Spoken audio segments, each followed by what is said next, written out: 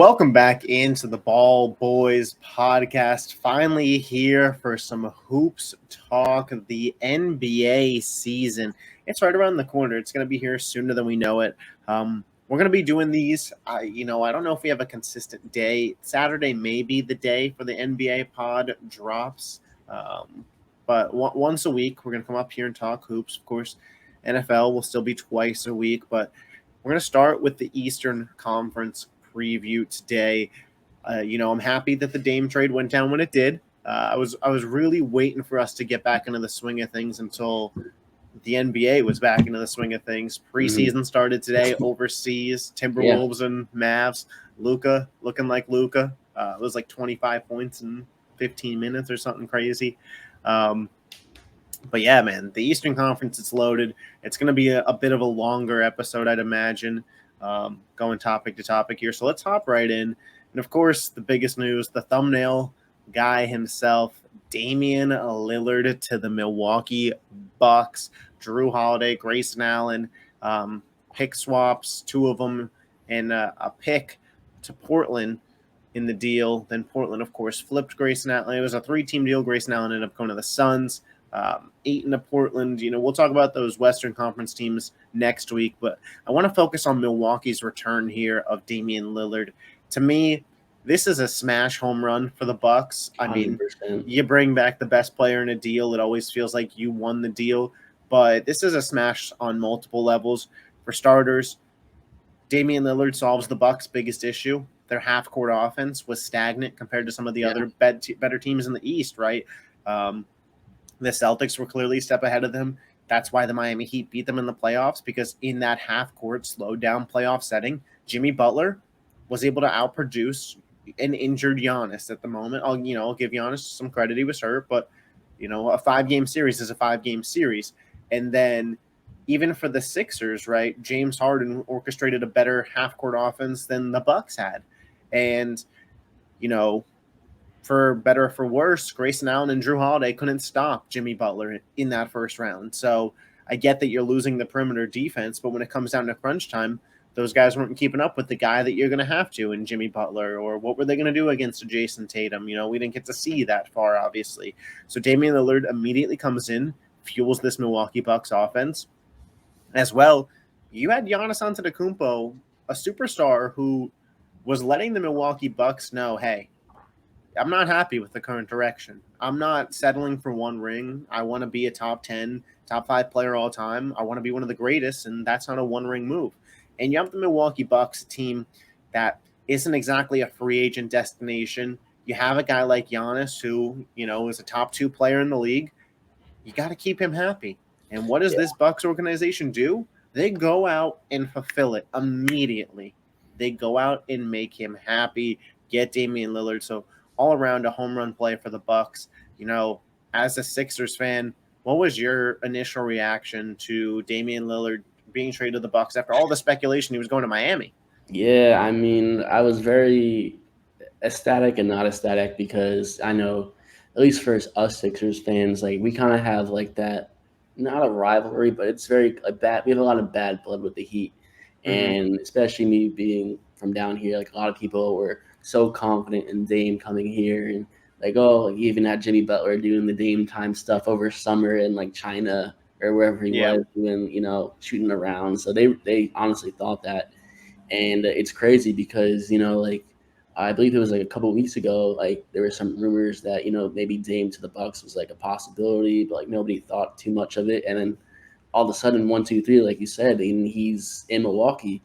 And, I think it's an awesome fit. I mean, for them, like, I think the biggest thing, like they might obviously not win a championship, like it's possible, you never know, but still, it's an awesome thing to have because that Giannis is staying. And I think that he was probably going to leave if they didn't get Dame or something big like that. Yeah, and I will say, just as well from a franchise standpoint, you have Dame locked up for the next 5 years. So even if Giannis were to leave, like you're still selling tickets, right? Yeah. So at the end of the day, this move still made sense financially. Drew Holiday, 2 years left on his deal, I believe. So you get a guy for a longer term, a better offensive piece. Obviously, the team loses some depth in this deal, right? So now they're about a 6-deep team. But I don't really worry about that. They got some young talent they're going to try out early in the season, but they'll be a buyout market contending team, of course. Um, Teams like Milwaukee and Phoenix right now that are lacking depth, I don't really worry about it. As soon as guys get bought out, that's where they're going to want to go. They're going to want to play with those stars. Um, they bring in campaigns, so maybe you can call them seven deep. Um, it's like Drew Holiday. It's rumored to be Malik Beasley, then Chris Middleton, Giannis, Lopez, Bobby Portis campaign, Jay Crowder off the bench. So it's a nice little set there. I don't know what you called Jay Crowder in the 2023-2024 NBA season, but hey, he'll soak up some regular season minutes for you in that Damian Lillard deal. You have the best duo in basketball, in my opinion. And people are going to say Jokic, Jamal Murray, but I promise you right now, if I started an NBA fantasy draft, it would be Jokic and Giannis 1 and 2, and Dame would go a hell of a lot earlier than Jamal Murray does. So that's the best duo in basketball. They feed off each other so well. Defensively, Giannis and Brook Lopez going to have a heavier workload as from the perimeter. There's going to be more guys that infiltrate the paint. A Giannis Defensive Player of the Year isn't out of the question for me with this deal. But the Milwaukee Bucks, they surged forward and at least for a couple days pushed themselves as the clear-cut favorites in the East. But then, of course, the Boston Celtics, the true rival of your Philadelphia 76ers, this one had to hurt more. This one might have stung a little bit more than the Dame one, as the Celtics are the team that acquires Drew Holiday in that deal back from the Blazers. They got a hell of a deal there. I mean, Robert Williams, Malcolm Brogdon, 2 first-round picks.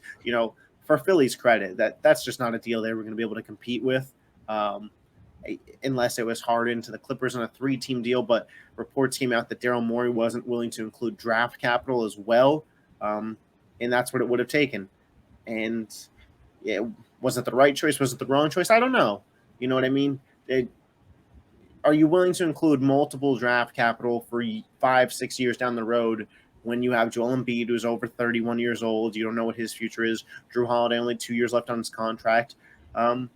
What's your franchise going to look like in that amount of time? And does Drew Holiday push you over the edge of being better than Milwaukee or being better than Boston, even if they don't get Holiday? I'm not sure. So for all the flack that Daryl Morey gets for not completing that deal, honestly, I don't blame him, right? If it was a Harden for Holiday swap and he said no, that'd be a little ridiculous because of the Harden situation. But I don't blame him for not pushing draft capital in there on a Drew Holiday deal. But for the Celtics, they're the perfect team to go get Drew Holiday because this is a team that traded away Marcus Smart to bring in Kristaps Porzingis. And we said, well, what's their perimeter defense going to be? How much of a role can Derek White really take? Well, now they probably have the best defensive backcourt in the NBA. And their point of attack defense is going to be ridiculous. In the Eastern Conference playoffs, Damian Lillard going to have to face Holiday and Derek White, Tyrese Maxey, Jalen Brunson, Donovan Mitchell. There's so many good guards, and the Celtics got the bodies to keep up. The Celtics, they're a team that lacks depth as well. No. Drew Holiday, Derek White, Jaylen Brown, Jason Tatum, Porzingis, Al Horford off the bench. There's a name I'm missing right now. It's slipping me, but you're going to rely on guys like Peyton Pritchard and Sam Hauser to play real minutes. Boston obviously will be another team in the buyout market, but for the Celtics, if they can keep their players healthy, they feel like a nudge above Milwaukee to me. I don't know where you land on that, but did the Celtics surpass the Bucks 4 days later with this trade, or are you still rolling with top tier talent? Yeah, I mean, I think for me, I was super pissed about this trade, and I think that kind of speaks volumes to how I think of or how I view them now. Because I think for me, we mentioned this, I think one of our first pods ever, it was right when Marcus Smart got traded. I'm a huge Marcus Smart guy. And when he got traded, I was like, there's no way they're going to contend with that team. And Porzingis is there, but people don't realize that Marcus Smart was a huge piece to their team. And now that they got Porzingis and added Drew Holiday to that team, I know they lost Robert Williams, but he's healthy and, his health is whatever. But That team now is, I think, the better team, best team in the East for me. I just think they're super deep, and I think this is the year that I think Jason Tatum takes that big leap and really is Yeah. one of the main top three guys in the league. Unfortunately, because they just got that contract from Jaylen Brown. He's there, and I think they got that core team now that I think it's a big four. And Yeah. I don't know how many teams can say that with a solid role playing bench too. With that, Yeah. So it's crazy. I put out a video on my YouTube channel just talking about the holiday deal, like the day that it happened, and somebody responded to me, and I think they were a Celtics fan, and I know a lot of Celtics fans are not happy about seeing some of those core guys like a Marcus Smart, like a Rob Williams go. They liked him, and I get that. And he said, "This team's not going to win anything. They were better before." Blah blah blah. And I said, how often can Brad Stevens and the Celtics organization convince themselves that it was something else to blame, and this team's ready to take that leap with Marcus Smart, with Robert Williams? Yeah, I felt like a move had to be made, and for me, if I was a Celtics fan, I'd be really happy about with what our ceiling is going into this season. Obviously the ceiling's higher. This feels like a real title team this Yeah. year. But the floor is lower, right? Porzingis gets hurt. Drew Holiday regresses. You're not as deep. You could fall down in a very competitive Eastern Conference for sure. Jason Tatum doesn't take another leap. Ultimately, it's going to come down to Jason Tatum, right? In these big playoff games, Drew Holiday's a nice piece to have. Kristaps Porzingis is a nice piece to have, but at the end of the game, the ball is going to be in Jason Tatum's hand. I do worry slightly about the Celtics' interior defense if they get matched up against a Milwaukee Bucks team, because I don't know who's stopping Giannis now that Rob Williams is gone, right? I mean, are you really going to rely on a older 30s Al Horford? Is Kristaps Porzingis tall enough? But he's not, definitely doesn't have the lateral quickness, and Jason Tatum's smaller, so you're going to have to build some kind of wall. The team brought in Wenyen Gabriel, so they're already getting the troops ready. I mean, a 7-footer, he's athletic. He was on my Lakers last year, so I saw him. But ultimately, these two, they loaded up on the arms race for the East, and we'll get to that in just a second. But I do want to kind of take a stroll down memory lane of last year, because I do think that it puts some things into perspective that maybe we don't remember the year as much as we think we do because of the NBA Finals. So I want to just quickly run through the standings of last year in the Eastern Conference. The Bucks were the 1 seed at 58-24. The Celtics were the 2 seed, 57-25. Sixers, Cavs, Knicks, Nets, Hawks, Heat, Raptors, Bulls. That was the end of the play-in. And then Pacers, Wizards, Magic, Hornets, and Pistons all completely missed out. So the Heat were the 8 seed, obviously. They went to the NBA Finals, though. And I do want to just speak on them for a second as, they may be the biggest losers of the offseason. You let Gabe Vincent and Max Strus go. And listen, I'm not telling you that those are real difference makers, but those guys were starters on your team that went to the finals, and you let them go with the expectation of bringing in a star player in Damian Lillard. Then you drop the ball on that because whether it was you organizationally, Dame and his agent, whoever initiated the whole talk of Dame's not going anywhere but Miami, pissed Joe Cronin, the Trailblazers GM, off enough to where he said, F the Miami Heat. He ain't going there if I could say anything about it. And the Heat really didn't have as good of a package as one might think. It depends what they were willing to give. I'm hearing reports now that it was Hero, Jovic, and 2 first-round picks, which is a little bit better in terms of draft capital. But with what Drew Holiday was flipped into, not really.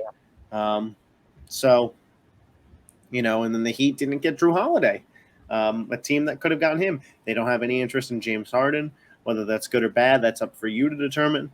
Zach LaVine's a guy that maybe they could target, but I don't see that happening until the trade deadline. The Bulls feel like they very much want to see where they're at throughout the season. So the Miami Heat are in a bad way here, and this is again a team that in the regular season standings was the 7th seed. They lost a playing game, and they were down in the fourth quarter to the Bulls and almost missed the playoffs completely.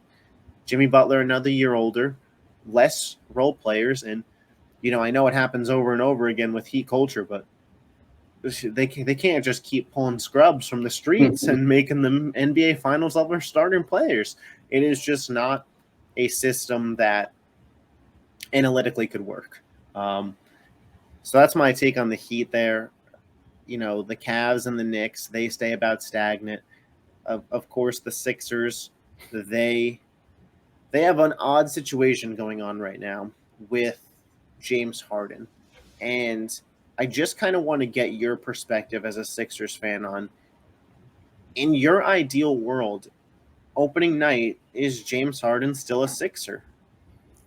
I think he is, but I don't know if he will be playing. I think that for me, it's tough because like they've been through this whole carousel before with Ben Simmons, and it feels super similar, and it sucks because I really wanted Joel Embiid to really at least get a finals opportunity, and I think that window is shut, unfortunately, and I think that this might be his last year.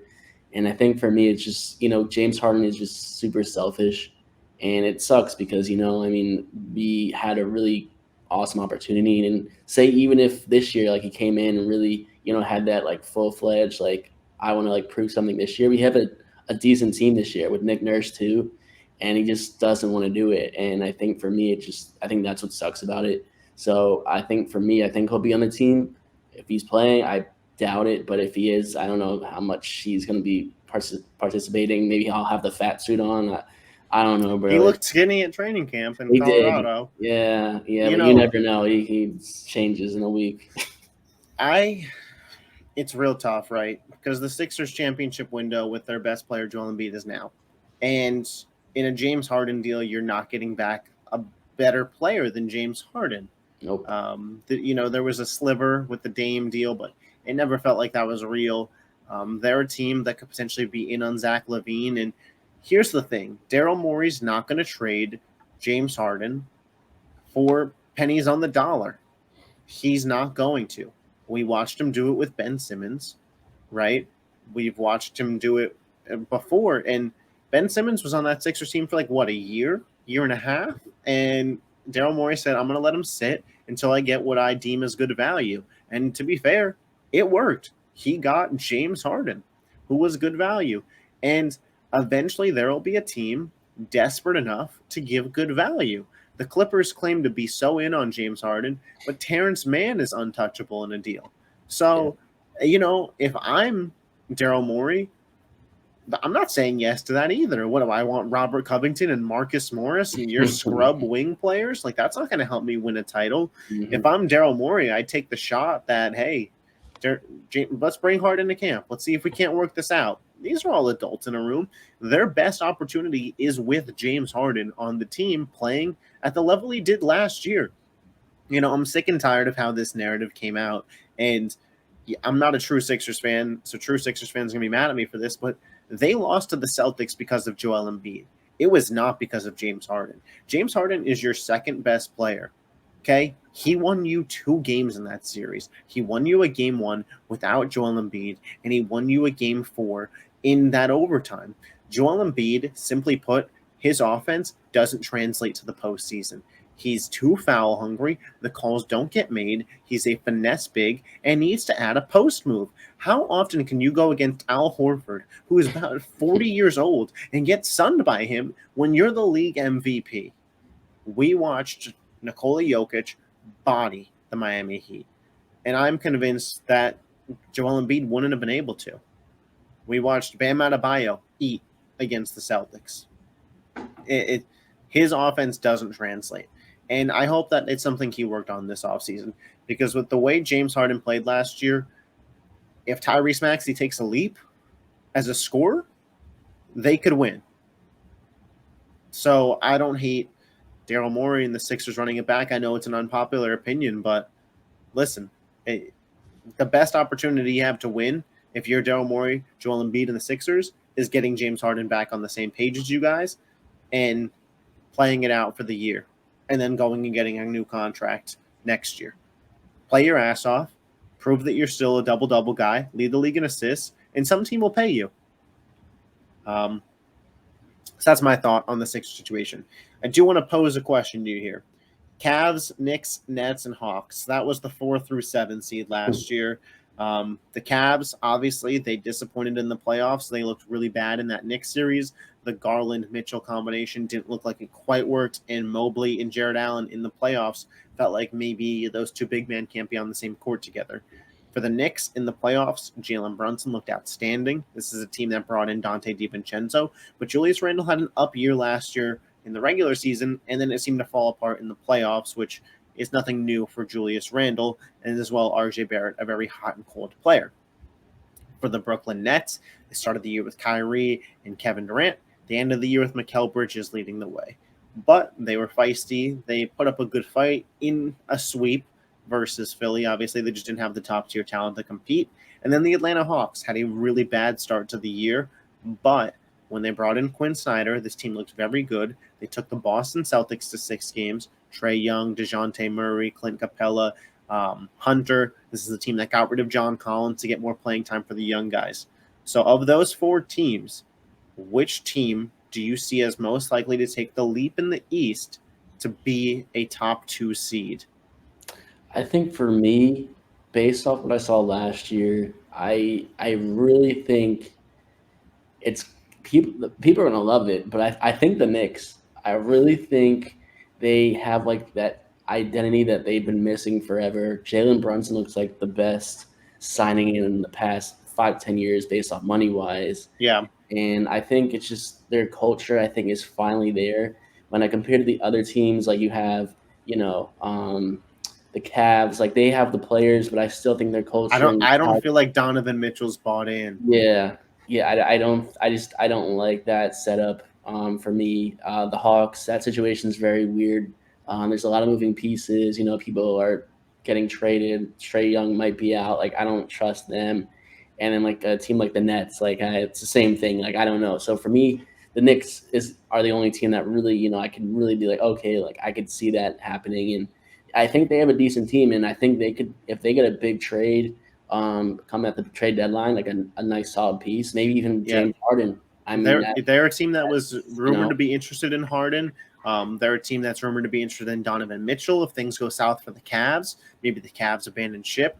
Mitchell wanted to go to the Knicks. We know this. That was the team on his list. The Jazz sent him to the Cavs. He played for them. Zach LaVine, again, a guy who's thrown around a lot. Pascal Siakam, he hasn't signed an extension. So for sure. And the Knicks are in a really good setup spot, right? You have RJ Barrett. You have a ton of draft capital from deals made in the past. So the Knicks have a real bright future. I feel like they're 2 or 3 years away. I feel like they're a big free agent signing and a big trade away. But I could see it happening. Maybe the foot is on the gas for New York and they go all in this year if they are, contending with those top teams. But for me, it's the Atlanta Hawks to take that jump this year. Listen, of all those teams, I think Trae Young has the highest ceiling of all the players that I listed there. Him with DeJounte Murray in that backcourt, it's a deal that when I saw it, I loved it. It didn't work out, but then we found out quickly it was coaching, right? Quinn Snyder came in, turned this team around, and they were competitive against Boston. And that's with DeJounte Murray having to miss a game because of a suspension, some injuries being dealt with, and unhappy John Collins. It feels to me like getting rid of John Collins. I hate the term a cancer in the locker room, but they took out a negative energy in the locker room. I'll say that. He was the guy who didn't want to be there, and that's fine. You have a guy like Sadiq Bey, Hunter, Clint Capella. You have role players there, Bogdanovich. This team feels like under Quinn Snyder, who is a good coach, was a coach of those Jazz teams, and he took Rudy Gobert and Donovan Mitchell to 1 seeds. And we've seen what Rudy Gobert is now. We've seen what Donovan Mitchell is now. And so I just think that this Hawks team is ready to progress another level, and it doesn't hurt that the 8 ball has a future on the Hawks to win the title. It doesn't hurt to back it up with finals. Okay, hey. I mean, listen, It's worth a shot. He gave you the Nuggets last year to win the title at I'd 21 to say, 1. he's better than what I picked, so I'm Yeah, gonna. and I will say this though, he's got the Hawks at like 41 to 1. So it's a It's farther worth it. stretch. Is Hey, he stepping back too far? Time shoot or will tell. shoot, shoot or Shoot or shoot. shoot, but is he stepping back too far? Trey Um, Young, Trey Young range. yeah. And then I do want to spend a moment on just some of these lesser teams at the moment. Raptors, Bulls, real quick. Mm. Do you see either of these teams being good, or do you feel like they're both sellers? I'm in the mindset that they're both going to be sellers. Yeah. I think for me, especially like when you say that, for me, I think more so. I think the Raptors. I think their Siakam. I think is out the door, and for me, I think after that, I got OG there, and Scotty Barnes. OG, who Scotty was Barnes is there. untouchable in a Dame trade. So Yeah, OG, Kawhi Leonard Jr. yeah. So I think they do sell Siakam, but the other two are probably staying. The Bulls. Zach Levine is probably, I think, one of the guys that probably you've been hearing his name for like 2 years. Levine and DeRozan could both be gone. To be Yeah, quite so frank, I don't know if they pull the trigger, but you never know. But if I had to pick it's one, I think the Raptors. I would say are sellers more. it just doesn't feel like to me that a Zach Levine, DeMar DeRozan team could win a playoff series, let alone Yeah, contend for a finals. no But the shot. the Bulls organization, it feels like they believe that it can. And then we look at the Pacers, Wizards, Magic, Hornets, and Pistons. I really like this Pacers team this year, man. Buddy Hield's a guy that they're talking about moving, but Halliburton, Matherin, Turner, yeah, Yeah, these are guys that I like going forward for the Wizards. Their team feels very bad this year, but almost on purpose. Jordan Poole, Kyle Kuzma, that's like the highlight players. The Magic, they're a team that has so much young talent, but I've been on this for a minute. They almost have too much young talent that I don't think anybody actually gets to develop into a role. Paulo Banchero, obviously, he was excellent. yeah, Wagner, he's good, but I just think they have so much build up at the guard position. Cole Anthony, Jalen Suggs, there's more, but it's a tough scene there. For the Hornets, it's LaMelo Ball, and that's it. Um, and for the Pistons, right, Cade Cunningham, Jaden Ivey, they drafted one of the Thompson brothers. So, bright future for some of them young teams, not so bright for some of the other ones, but they still feel a ways away, we'll yeah. say. But speaking of that, let's hop into the predictions here. Do you have yours up currently to run down? Yeah, let me just okay. 1 second, Yeah, and we are. Hold on. we're at the All right, mercy of internet. we are good. I'm good. All right, let's hear them. So by seeds, right? I assume. Yeah. Start at 1 and work your way to All 15. right. So one, I'm gonna take the Milwaukee Bucks. How I know I did say the Celtics are the better team, but I do think that regular season they have a lot of they have a lot less moving parts, and for me, Mhm. I think because of that, they're gonna have the Bucks get the 1 seed. But come playoff time, it'll change. Celtics are 2 for me. 3 seed. I'm gonna say the Miami Heat. I think that they take that big leap. Kind of plays into the season. I do think it's possible they could fall very hard Yeah, back to earth. But I don't have a lot of faith in the other teams, to be honest. 4 seed, I'll take the Sixers. They're kind of in the middle range. I don't know what's going on with Harden, so it's kind of it's tough to. tough to do certain predictions right now. I Yeah, feel you. yeah. So that New York Knicks, I'm gonna say 5. They were 5 last year. I think they're like I said before, they're a decent team. I think I wouldn't be surprised if they were top 4. 6 for me, I'm gonna go with the Indiana Pacers. I think, I'm a big Halliburton guy. I Hmm. think the Sixers should have probably gotten him for Ben Simmons back in the day, but that ship has sailed. So unfortunate there. 7, I'm going to take the Atlanta Hawks. I think that they're a good team, kind of like where they were last year, but I don't really see too much of that happening this year. 8 seed, I'm going to go with the who we got You got the the Cavs Chicago. dropping. I'm going to pick the Cavs at 8. I think that they have a lot of stuff that goes on this year. For me, we mentioned, Donovan Mitchell looks like he might be out soon, and I don't like Mobley, Jared Allen. Like I just don't get that whole setup of that team, and I think that there's a lot of friction that goes on in the season, and maybe even Donovan Mitchell gets traded. That'd be big, but we'll see.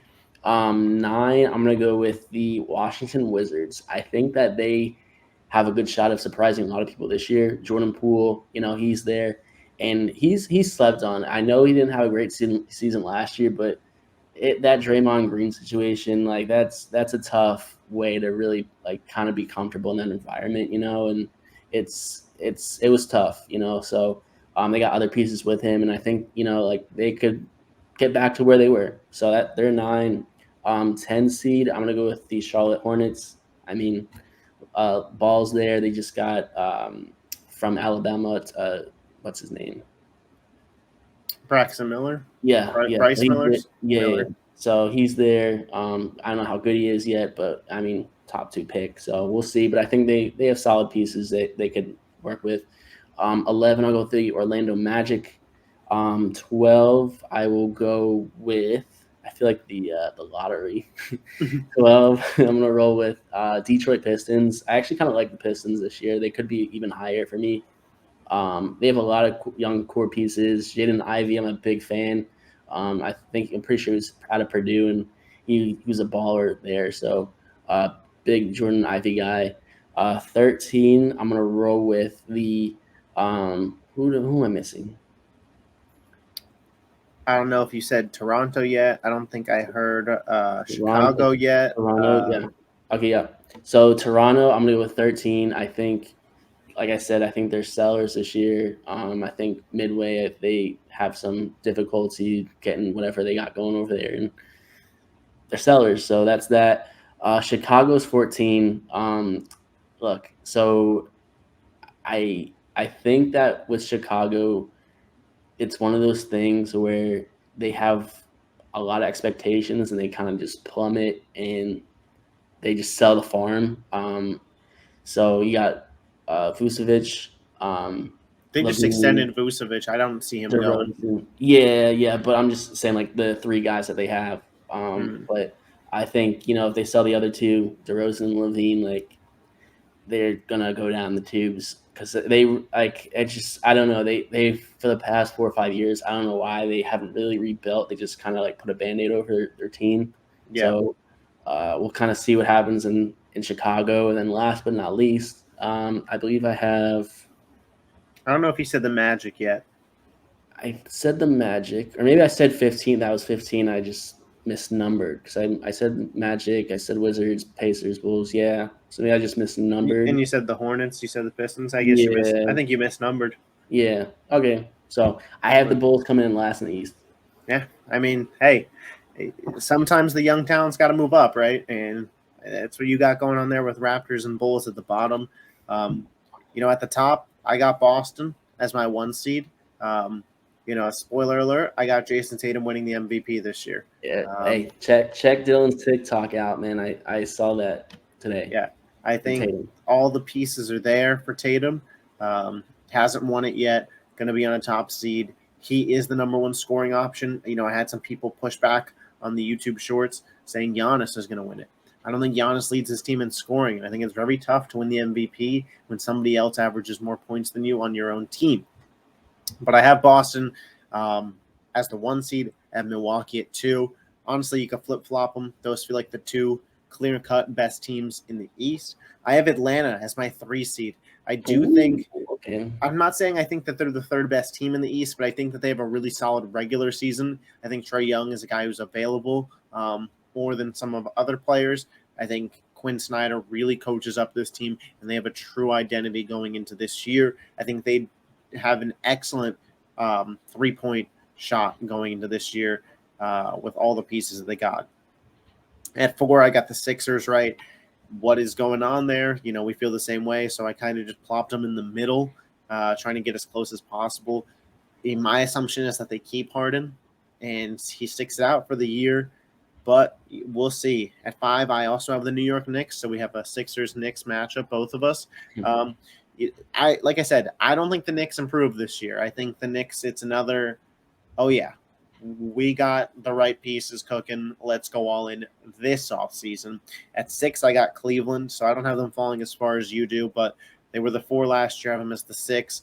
I think Atlanta got better. I think Milwaukee, Boston, Philly is all stronger. And I do think that the Knicks proved that they were better in the playoffs and have a better regular season.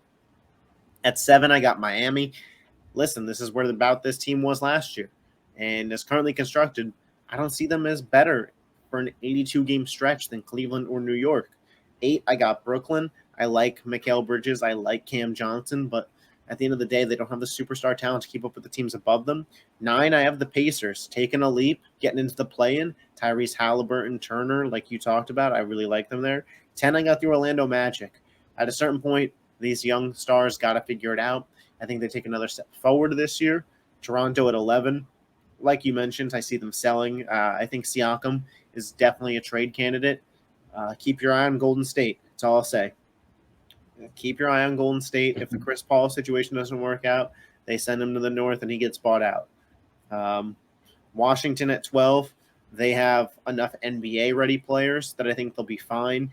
But again, Tyus Jones, Jordan Poole, Kyle Kuzma, they're not winning you a playoff or a play-in game, but good enough to compete for 82 games. I got Chicago at 13. I think Levine is definitely moved. I wouldn't be shocked if DeRozan is. Detroit at 14.